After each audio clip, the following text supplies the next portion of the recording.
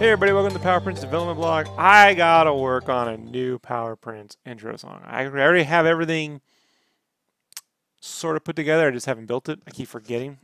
So that's gotta go on my list of shit to do whenever I have insomniac. That's what I do, folks. When I have insomnia. When I have insomnia and I can't sleep, I just make stuff. And to confirm that is Brandon Mega Potato James. Brandon, say hello. Hello, and not only do you do that, you also hit me up, and if I'm asleep, you make sure I get up and get on the computer. Yeah, it's So that's true, all. right? So if I have It's insomnia, you get to have insomnia. there are times where Rob will text me late, well, when I was working late at night when I had to get up for work the next day, and I'd lay there for at least 5 to 10 minutes wondering if I should open that text, and I always do. And that's just a sinkhole into 4 hours of your life you're never going to get back. Pretty much. All right, so PowerPrints, what have you been working on? No.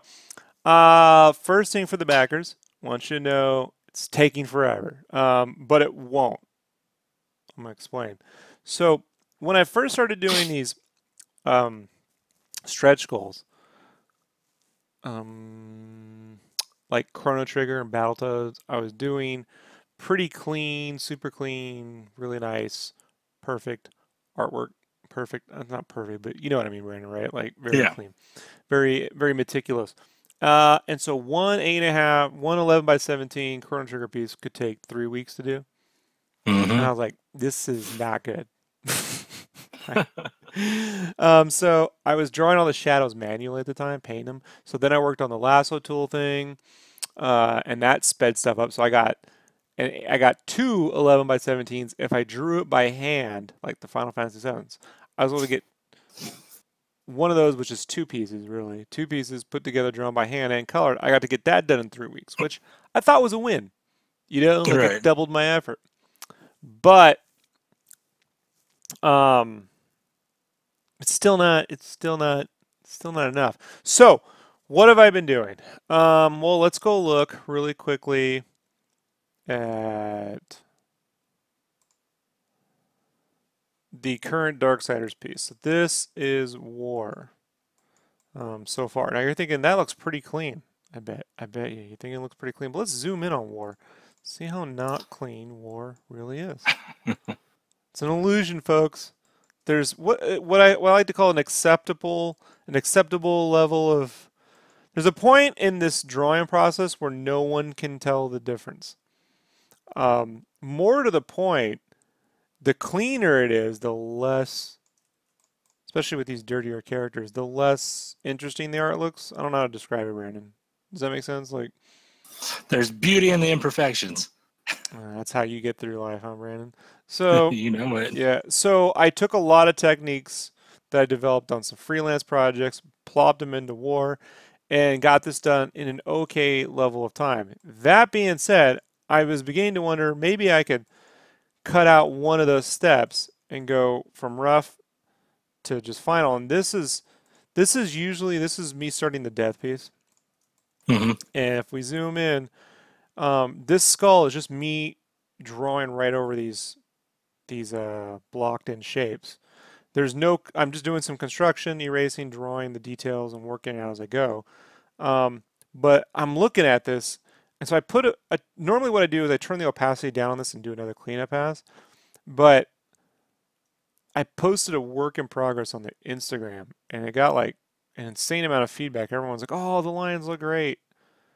And then I started wondering, maybe people can't tell the difference. You know, like especially once it's Yeah. colored. You know, like maybe if I zoom in here on the computer, which you're never going to get when you own the print. You know, it's going to look more like this. I think at that zoomed out level, once I throw in a outline and maybe put a little bit of white to clean up a few things here, I mean, I don't think anyone's going to tell the fucking difference. And so then I asked you, Brandon, what did you think, and what was I couldn't your? tell the difference. You can't tell the difference. No, I mean, like, honestly, I mean, I could zoom in and nitpick and be like, oh, I could see there's a couple little nicks, scratches here, blah, blah. But to the naked eye, when you look at it, it looks identical.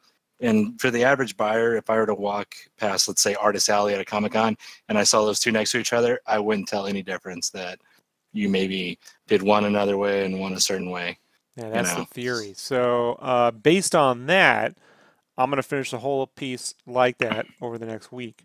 But it took me to phase 2. So phase 2 was I've been doing some morning sketches utilizing, I call it scribbly.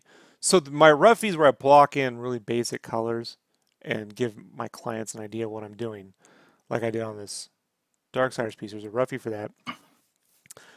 Then, but for my newer, more higher profile clients, they can't tell.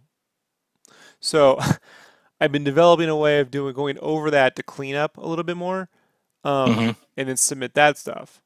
I can't show that stuff to you. Otherwise, I would just show you folks. But what I've been doing is under strict NDA. I've been taking that technique of scribbly, and I started to do some character design pieces here and there just to free my mind up. So this was some Youngblood stuff that I did for fun, and yeah. So this, let me turn the text right now. And so this is what it looks like. This is what I call scribbly style. And this scribbly style is very basic stuff. It's very basic. I actually did a walkthrough. Did I do a 60-second podcast on that? We got to put that up, Brandon. All right, dig that one out. And then I started thinking, once I put some textures over it, like so, look at that. From this to this. People started telling me this looked better than my regular art. At which point I just started. You ever see that GIF of Stitch where he's just like banging his head against the wall into the cement? Matter of fact, I had tweeted that out to Eric Larson regarding some political shit, and Eric Larson retweeted me. It was really nice. And I was like, so here's the thing, folks. I got post the Darksiders. I got 2 giant X-Men pieces to do. 35 characters each. I'm not going to spend 4 months drawing that. So what I'm going to do is I'm going to draw the X-Men pieces in the scribbly style with these retro textures and stuff. This is stuff I've made for Game Cave. This actually came from, I'm going to show you something. So this is a scan of the comic book Spawn. Right? And you're like, well, how does this influence me, Rob? I'll get to that. It's a scan of, so Spawn shipped in 2 editions back in the 90s. One was a glossy print and one was a newsprint, which you could buy at Walmart. I bought the newsprint versions. Even though I have the glossy ones, I bought the newsprints because I like the paper better. Don't ask me why. I don't know. Glossy paper just always felt cheaper to me. I like the feel of the tooth of the newsprint. So when you scan the newsprint in, you get all this noise, which I liked. Noise, monkey meat, you know. So this is the digital version of the same page available through Comixology. All clean. These are the raw digital files that they've turned into comics for Spawn. So this is the same digitals. This is what the glossy looked like. This is what the newsprint looked like. Now, I don't know about you guys, but I kind of like this one better. So I went and made a folder. It took me a while to work this out. That automatically converts any image I put under it into retro. So it's not halftones I'm creating. It's paper textures and the look of when you take something that's already clean, scan it, print it, and scan it back in. So it's not halftones. It's, I don't know what you would call it. It's fucked up. It's retro. I made Megavisions based off this and everything. So I plopped that stuff right on to the Youngblood, the scribbly sketches. This guy took me an hour. This guy took me 4 hours, but that's because I was designing the armor. But now I started thinking, you know, Brandon, once you put the retro textures over that stuff, maybe, you know, no one could fucking tell. So I actually went and did some tests.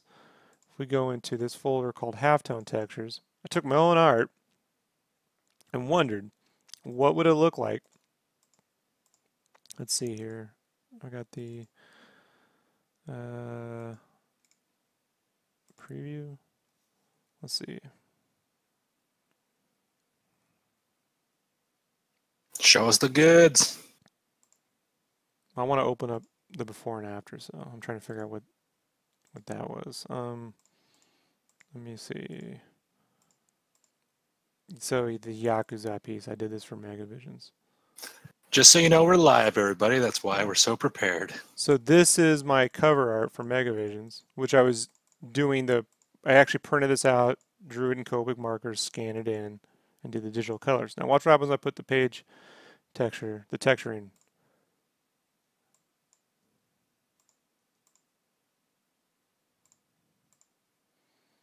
So do I lose a little bit of that detail? Sure, but what I gain is it looks like how I wanted my art to look. Right. Old, like me. So that's what I'm going to be doing, folks. This is me applying the same thing to my roughies. These are color roughies I did for Game Cave, so you can see textures. So so with the X-Men pieces and everything moving forward post this right here is going to get this level of detail on this piece, and then the X-Men pieces and everything moving forward is going to be the scribbly style, and I'll get a little better at it. But what it means is that I can draw a character in 1 to 2 hours, drawn and colored complete. So that That's means I'm good. finishing giant pieces of art in a week versus 2 weeks or a month or whatever the frick all it's going to take, you know? Um, but I don't know, Brian, what do you think about it? Because here's the thing, right? I got a couple fears when I go down this route. One, people are going to be like, I didn't buy your art for all the roughies. But I sort of feel like half the people can't fucking tell the difference once it's No, colored. they can't. This stuff's cool. Like, no matter what you make, we're all fans because we follow you and buy shit. I mean, I own probably, I don't want to say how many, but I own a good chunk of art from you. Stuff I've bought and stuff you give me, but it's all different. I have watercolor stuff. I got marker stuff. I got Copic stuff. I got a Batgirl I bought for my wife that looks like a Disney style. I mean, it's okay for you to do other styles since we follow you for that, which I imagine most of the people that follow you because you have such range that you could do Skylanders one week and then Youngblood the next week. So this is just another cool evolution, in my opinion, of the art. It's a little cleaner. It saves you time, and we get our art sooner, which no one's going to complain about that shit. So we all like it. It looks cool. They look like action figures come to life, and everyone that I know that's a comic book fan loves hot toys and action figures and vinyl pops, and it's just cool. So I So, don't think anybody's going to be bitching, you right, know. it's just, in the back of my mind, there's these fears that one, I'll start taking this path of not applying enough effort to my art, right? So you go, Right. well, if I compound that over 3 years of moving too quickly, you can start to parody yourself. So I just have to constantly check myself against that. Two, um, look, I mean, the fact is, I turned 40 this year. So if I don't start making some radical decisions in my workflow, nothing's going to get done. You know, I'm not hiring colorists. I'm not going to spend, unless it's like for a piece of really big cover. I mean, like if I was to, imagine if I had to go through this and clean up every little piece of armor and make it all perfectly clean, right? Like, with the average fucking person, I mean, you know how long it would take? So, um, I just feel like, so this is the original Youngblood cover. I was kind of looking at this. And this artwork, I've seen this up close with all the feathering and stuff. You could say what you want about the proportions, but the artwork's very, very clean when it's inked and everything. That being said, no one could fucking, like, I feel like these scribbles just add whatever that cross-hatching used to add Yeah. back in the day. You know what I mean? And look, some stuff, I know those are arrows back there. Do I need to draw every little fucking, no, we know what's important. So I sort of feel like, also moving forward, Mario's gonna be printed smaller, so whatever. But the X-Men piece, yeah. So I was afraid it was gonna take a long time, you know, and so this allows me to not take a long time. Basically that's the idea. Let's see here. Let me open up. I did this Lady Deadpool piece. So is this? So this is this. I did this for fun to work out. So these lines were a little rougher. I cleaned them up a little bit, but then I put the retro textures on top, and boom.